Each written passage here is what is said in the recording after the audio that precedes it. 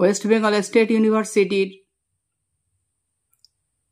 BA second সেমিস্টারের minor code অর্থাৎ pass কোর্সের স্টুডেন্টদের জন্য পলিটিক্যাল সায়েন্স অর্থাৎ রাষ্ট্রবিজ্ঞানের 2025 সালের সাজেশন দিচ্ছি আমি। তোমাদের যাদের পলিটিক্যাল সায়েন্স অর্থাৎ রাষ্ট্রবিজ্ঞান পাস সাবজেক্ট হিসেবে আছে, তোমরা বিএ সেকেন্ড সেমিস্টারে যারা পড়ছো তাদের জন্য এই সাজেশন। 2025 সালে যারা পরীক্ষা দেবে তাদের জন্য এই সাজেশন আমি আনলাম। তোমরা আগে আমার সাজেশন যারা ফলো করেছো বা যারা আমার কাছে পড়ো তারা জানো, বা আগে যারা পড়েছো তারাও জানো যে আমার সাজেশন কতটা কার্যকরী। 100% তো আসবেই, আরও বেশি আসবে, আরও 200% কমন আসবে। আমি দেখিয়ে দিয়েছি ফার্স্ট সেমিস্টারের ইতিহাস সাজেশন কতটা এসেছিল, 200%-এরও বেশি এসেছিল, ছবির মতো। এও আসবে। তোমরা শুধু বিশ্বাস রাখো আর আমার চ্যানেলের সঙ্গে জুড়ে থাকো, তাহলেই তোমরা সাফল্য লাভ করতে পারবে, সহজেই পাস করতে পারবে। প্রশ্ন আমি এখানে কিছু দিয়েছি, কিন্তু পাসের জন্যে কেবলমাত্র স্টার দিয়ে দিয়েছি যে প্রশ্নগুলো, ওইগুলো করলেই হয়ে যাবে। 4টে করে প্রশ্ন দিয়েছি। তোমরা জানো কি না জানি না, তবে আমি ওই জন্যে তোমাদের প্রশ্নের প্যাটার্নটা একটু দিয়ে দিয়েছি উপরে। তোমাদের রাষ্ট্রবিজ্ঞানে ফুল মার্কস এক্সটার্নালে থাকবে 50 নম্বর। এই 50 নম্বরের জন্য 2টো ইউনিট থাকবে। ইউনিট 1 থেকে 10 নম্বরের 2টো প্রশ্ন থাকবে, 10, 10, 20। 5 নম্বরে একটি থাকবে, 5 একে 5, অর্থাৎ 25 নম্বর ইউনিট 1 থেকে থাকবে। ইউনিট 2 থেকে থাকবে 10 নম্বরের 2টি থাকবে এবং 5 নম্বরের একটি প্রশ্ন থাকবে, অর্থাৎ 10 দুগুণে 20 আর 5 25। এই 50 নম্বরের পরীক্ষা হবে তোমাদের এক্সটার্নালে। ইউনিট 1 এর প্রশ্ন আমি দিয়েছি 10 নম্বরের সাজেশন হিসেবে, যেগুলো দেখে নাও। 10 নম্বরের প্রশ্ন, প্রথম প্রশ্নটা, ভারতের সংবিধানের সংরক্ষিত সাম্যের অধিকার আলোচনা করো। আসবেই মোস্ট ইম্পর্টেন্ট প্রশ্ন, স্টার দিয়ে দিয়েছি, আসবেই। তারপরে প্রশ্ন দেখো, ভারতের সংবিধানের সংরক্ষিত ধর্মীয় স্বাধীনতার অধিকার আলোচনা করো।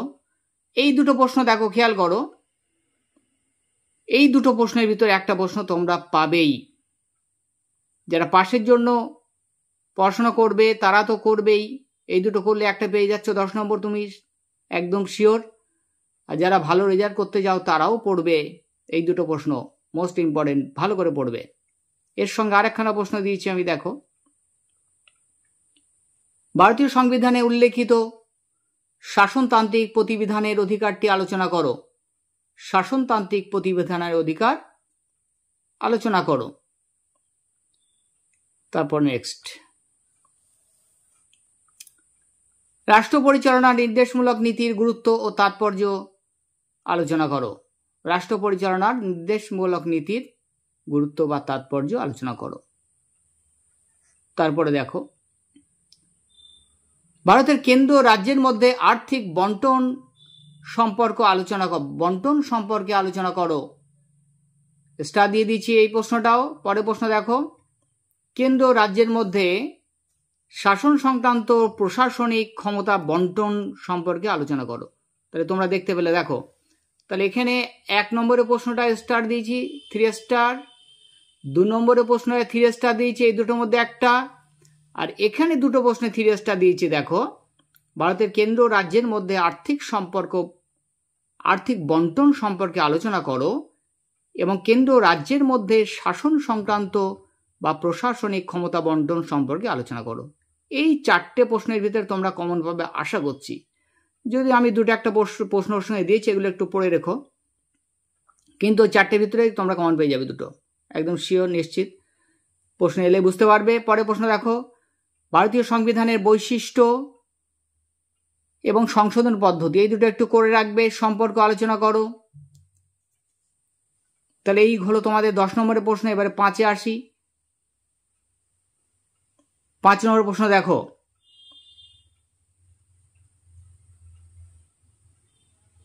ভারতের সংবিধানের প্রস্তাবনার গুরুত্ব ও তাৎপর্য লেখো। প্রস্তাবনার গুরুত্ব ও তাৎপর্য লিখতে হবে তোমাদের। স্টার দিয়ে দিচ্ছি, ইম্পর্টেন্ট। পরে প্রশ্ন দেখো, সংবিধানের প্রস্তাবনায় প্রতিফলিত ধর্মনিরপেক্ষতা ব্যাখ্যা করো। ধর্মনিরপেক্ষতা ব্যাখ্যা করো, এই দুটোর মধ্যে একটা আসতে পারে। মোস্ট ইম্পর্টেন্ট প্রশ্ন। 5 নম্বরের প্রশ্ন, 4টে প্রশ্ন আমি তোমাদের ভালো করে পড়তে বলবো। সেই 4টে প্রশ্নে স্টার দিয়ে দিয়েছি। পরে প্রশ্ন দেখো, ভারতীয় নাগরিকতার অবসান বা বিলুপ্তির কারণ সমূহ আলোচনা করো। কিভাবে অবসান ঘটে বা বিলুপ্তি হয় আলোচনা করতে হবে। এই প্রশ্ন 3টে স্টার দিয়ে দিয়েছি। আরেকটা প্রশ্ন স্টার দিয়ে দিয়েছি আমি, পরের পৃষ্ঠা আছে, পৃষ্ঠা উল্টাচ্ছি।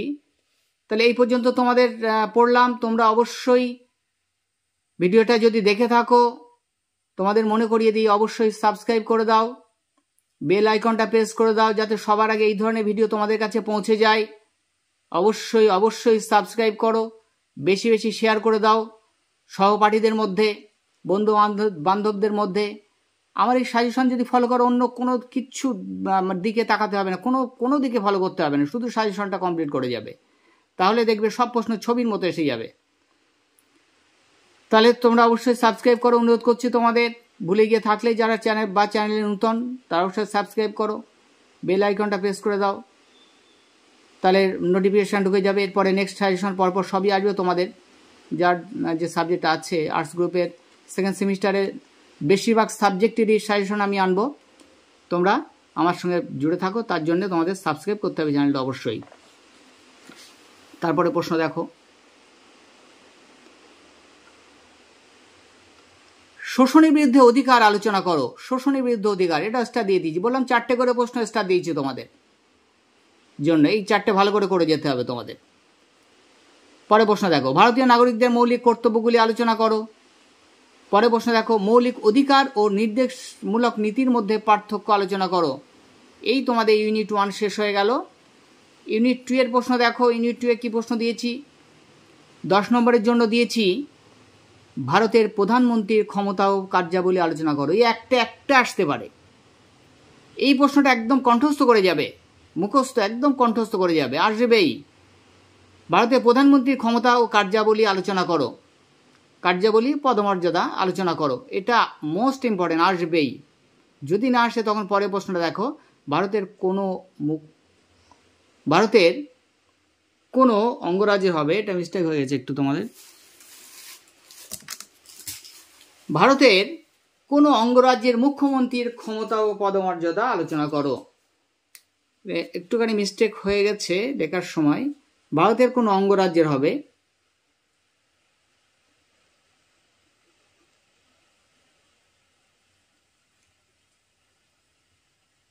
ভারতের কোনো অঙ্গরাজ্যের মুখ্যমন্ত্রীর ক্ষমতা ও পদমর্যাদা আলোচনা করো। এই দুটোর মধ্যে একটা শিওর পারবে তোমরা, দুটোই 3 স্টার দিয়েছি, দুটো প্রশ্নেই। পরে প্রশ্ন দেখো, ভারতের সুপ্রিম কোর্টের গঠন ও ক্ষমতা ও কার্যাবলী আলোচনা করে। এই প্রশ্নটা মোস্ট ইম্পর্টেন্ট, এই প্রশ্নটাও কিন্তু আসবে, ভেরি ভেরি ইম্পর্টেন্ট। তাহলে প্রধানমন্ত্রী, সুপ্রিম কোর্ট, দুটোই আসতে পারে। খুব ভালো করে যাবে, আসতেই পারে, একদম মোস্ট ইম্পর্টেন্ট। পরে প্রশ্ন দেখো, কেন্দ্রীয় আইনসভা, লোকসভা ও রাজ্যসভার সাংবিধানিক সম্পর্ক আলোচনা করো। রাজ্যসভা লোকসভার সম্পর্ক। পরে প্রশ্ন, লোকসভার স্পিকারের ক্ষমতা ও পদমর্যাদা আলোচনা করো। নেক্সট দেখো, রাজ্য আইনসভার গঠন, ক্ষমতা ও কার্যাবলী আলোচনা করো। এই প্রশ্নগুলো একটু দেখে রাখবে অবশ্যই। কিন্তু প্রথম যে 4টে প্রশ্ন তোমাদের 3 স্টার দিয়ে দিয়েছি, প্রত্যেকটা 4টে করে স্টার দিয়েছি, তোমরা খেয়াল করেছো, ওর মধ্যেই আসবে আশা করা যায়। অবশ্যই ভালো করে যাবে। 5 নম্বরের প্রশ্ন কি দিয়েছি দেখো, ইউনিট 2 থেকে একটা প্রশ্ন লিখতে হবে, এখানে দুটো থাকবে। প্রথম প্রশ্ন দেখো, রাজ্যের সাংবিধানিক অচল অবস্থা অর্থাৎ 356 ধারা আলোচনা করো। পরে প্রশ্ন, ভারতের রাষ্ট্রপতি নির্বাচন ও অপসারণ পদ্ধতি। এই প্রশ্নটা আসতেই পারে, এখান থেকে একটা প্রশ্ন পেতেই পারো তোমরা, মোস্ট ইম্পর্টেন্ট। অবশ্যই করে যাবে, ভালো করে যাবে, একদম কণ্ঠস্থ করে যাবে। ভারতের রাষ্ট্রপতি নির্বাচন অথবা অপসারণ, এই দুটোর মধ্যে একটা যে কোনো একটা তোমাদের আসতেই পারে। স্টার দিয়ে দিচ্ছি 3 স্টার। পরে প্রশ্ন দেখো, বিচার বিভাগীয় সক্রিয়তার ধারণা আলোচনা করো। বিচার বিভাগীয় সক্রিয়তার ধারণা আলোচনা করো। নেক্সট দেখো, ভারতের পার্লামেন্টের গঠন আলোচনা করো, পার্লামেন্টের গঠন। পরে প্রশ্ন দেখো, অঙ্গরাজ্যের হাইকোর্টের গঠন লেখো। এই 4টে প্রশ্ন এখানে স্টার দিয়ে দিয়েছি। এই 4টে প্রশ্ন করলে তোমরা কমন পেয়ে যাবে আশা করি। পরে প্রশ্নগুলো একটু দেখে যাবে। পরে দেখো, রাজ্যপালের পদমর্যাদা আলোচনা করো। নেক্সট দেখো, অর্থ বিল পাশের পদ্ধতি আলোচনা করো। অর্থ বিল পাশের পদ্ধতি আলোচনা করতে হবে। এই প্রশ্নগুলো দিলাম তোমাদের। আবার তোমাদের পরীক্ষার 1 সপ্তাহ 10 দিন কি 15 দিন আগে আমি লাস্ট মিনিট সাজেশন আনবো, কিন্তু তার আগে যেহেতু তোমাদের সময় আছে, তোমরা অবশ্যই এই সাজেশনটা কমপ্লিট করো। আর কিচ্ছু করা লাগবে না, কোনো দিকে তাকানো লাগবে না, 100% কি 200% কমন পাবে, এটা তোমাদের কাজী স্যারের গ্যারান্টি। তোমরা অবশ্যই সাজেশনটা কমপ্লিট করে যাও।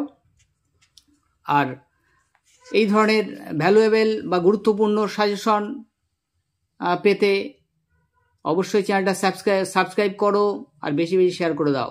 শুধু তোমাদের নয়, তোমাদের নিচু ক্লাসে যারা মাধ্যমিক বা উচ্চ মাধ্যমিক 11-12 সব ক্লাসের জন্য ভ্যালুয়েবল পরামর্শ বা গল্প বোঝানো সুন্দরভাবে, আর্টস গ্রুপের সব সাবজেক্ট সাজেশন সব কিছু আসবে। তাই বেশি বেশি শেয়ার করো, বন্ধুবান্ধব সহপাঠীদের মধ্যে তো অবশ্যই করবে, এবং তোমাদের ভাই বোনেদের মধ্যেও শেয়ার করে দাও যাতে তারাও উপকৃত হতে পারে। আর অবশ্যই চ্যানেলটা সাবস্ক্রাইব করো, তাদের সাবস্ক্রাইব করতে বলো আমার চ্যানেলের সঙ্গে থাকার জন্যে। আর লাইক কমেন্ট শেয়ার করো, লাইক কমেন্ট শেয়ারে উৎসাহটা বাড়ে ভিডিও বানানোর। তাই তোমরা লাইক কমেন্ট শেয়ার করে দিও অবশ্যই।